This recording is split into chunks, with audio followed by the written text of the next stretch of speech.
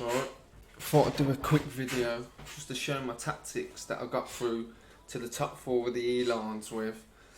So people can just see obviously how I play and what formations I was using. So basically at the start of the game, every game this was, I started with 5-3-2. Started on my defensive style as balanced. You can either have it on that or press after possession loss is good, but I like my team to be in shape at the start of the games just to suss the opponent out. So obviously I stayed unbalanced. I wouldn't recommend obviously going constant pressure and drop back. Nah, against top players, if all your players just sit back in the box, you're probably going to get smoked, because as soon as the top player gets into your box in a one-on-one situation, which is not what you want, he's probably going to turn you inside out. So yeah, obviously I stayed unbalanced. 4 width, so they stay a little bit more compact. Well, obviously it's a 5 back. It's already wide anyway, so we just narrowed it a little bit. And the depth I put on 7. The only reason I keep this on 7, I don't keep it on 8 because it's a little bit too high. Probably end up getting in behind. I keep it on 7 because of that reason. I do not want to get into a situation where they've always got a 1v1 with my defender. So if I drop my defence all the way back, say there for instance, they can just pass the ball into the box, get a 1v1 and just do a scoop turn, whatever it is, straight in the back of your net. So I don't know how people do that, drop back and sit back like that, because it's horrible to play and play against. So I stayed on 7. So I stayed on 7 like that.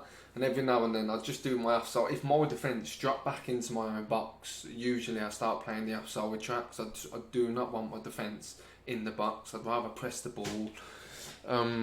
My offensive style, I'll go for long ball. To be honest with you, I don't even notice the difference from balanced and long ball. To be honest with you, like fast build up I do because the whole team starts running forward. So I won't recommend that. And possession, I'll be honest, I haven't even really tried possession. So I haven't really tried that. So I'll keep that on long ball anyway. Width 5, just don't really think that makes a difference for me, to be honest with you. Players in the box, I like to keep it up because with the 5-3-2 it is very, very defensive. So obviously when I'm going forward, I need a couple of players in the box. Do you know what I mean? And then 2 on corners and 2 on free kicks. And this is obviously ignore the players and whatever. This is the instructions I use. I make sure the 2 wing backs are both on join the attack and overlap. And these 2 centre mids, the right centre mid, left centre mid, both of them stay back while attacking and cover centre. But the middle one get forward and get into the box for crosses and cover centre. So he's going to be your one going forward. So he needs to be your one that can finish or score goals.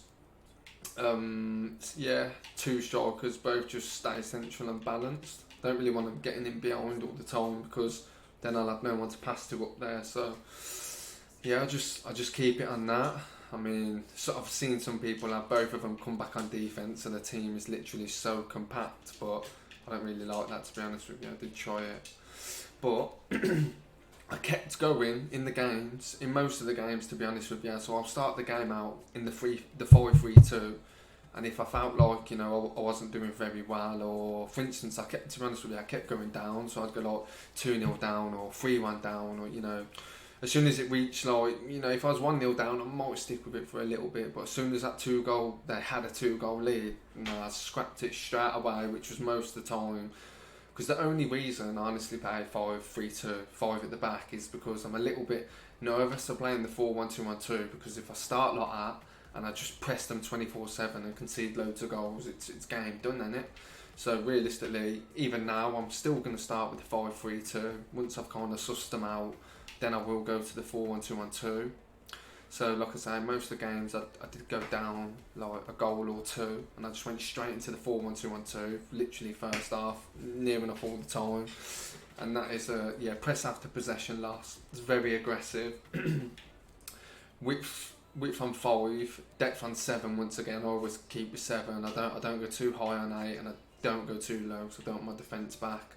Long ball, I feel it more in the 4-1-2-1-2 because they do make a lot more better runs. So I would say it works better in the 4-1-2-1-2. The width keep at 5. Once again, players in the box 8. You just want to overload that box, score goals. That's what this formation's about. Yeah, so I'll get into the tactics. So I keep, bearing in mind this is very attacking, I keep both the wing backs unbalanced and overlap, so they do get forward. I make this centre mid to drop between defenders and cover centre.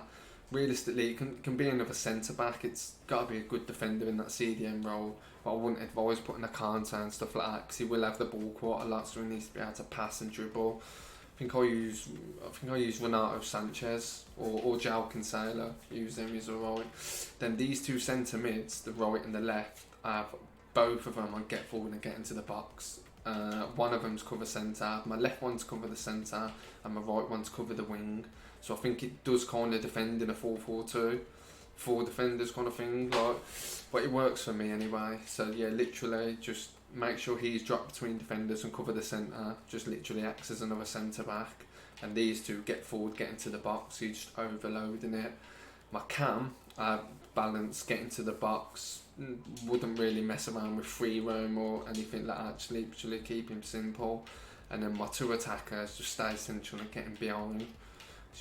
Yeah, obviously you can manually trigger runs, but you know, just in case you're not too good at it, I just always make sure the custom tactics are getting behind and long ball. And this formation worked wonders for me. As soon as I went a goal or 2 behind, like I say, which is most of the time, I literally switched to it, and I just started scoring goals left, right, and centre.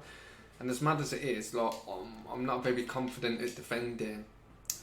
I concede more goals with the 5 defender formation than I do with the 4-1-2-1-2. I think because the 4-1-2-1-2 is so attacking, most of the game I'm just winning the ball back and attacking, and I'm just going for it. But when I'm using the 5-3-2, the opposition seems to have possession a lot more, and they seem to score more goals. So I think it's mainly a psychological thing that I do start with the 5-3-2 just to see my opponent out, really. But I'm gonna start starting games in the 4-1-2-1-2, and then obviously I wouldn't even listen to that ultra attacking and ultra defensive, because if I'm trying to defend the lead, I'll still use that. I'll still use 7 depth. If I'm defending the lead, I certainly don't do that drop back and go 1 depth, because you're just asking to get beat. So that's what I would use to keep a lead. And if I needed to get it back, so I'm 3-0 down, it's 70th minute, obviously you just go 10. Constant pressure, that's all I change. That's literally simple. In fact, tell a lie, I'd go 10.